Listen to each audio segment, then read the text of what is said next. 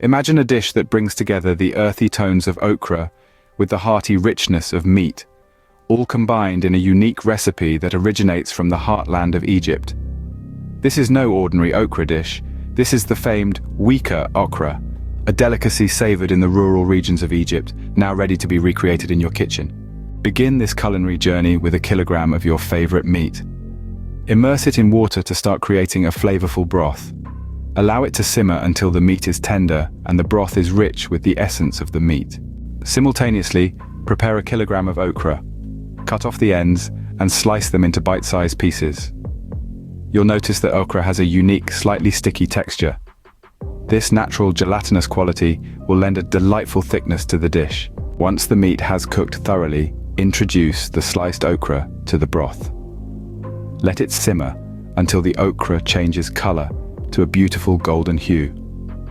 This transformation signifies that the okra has absorbed the flavors of the broth and is soft and ready. At this point, if you have a hand blender or even a simple fork, use it to gently mash the okra. This step will further thicken the broth and intensify the flavors. However, be careful not to overblend. Maintaining some texture is key to this dish. Next, it's time to infuse the aromatic element into our recipe. Prepare a full bulb of garlic and lightly sauté it in ghee until it turns golden. Add in some dried coriander for an extra layer of flavor. Once the garlic and coriander are fragrant and toasted, incorporate them into the okra and meat broth. Allow the mixture to boil together, letting the flavors meld and develop. After a single boil, turn off the heat. The Weeka okra is now almost ready. In a separate pan, pan-fry the cooked meat until it's browned and crispy. This will add a delightful contrast to the soft, creamy okra. Serve the crispy meat alongside the Weeka okra, and there you have it.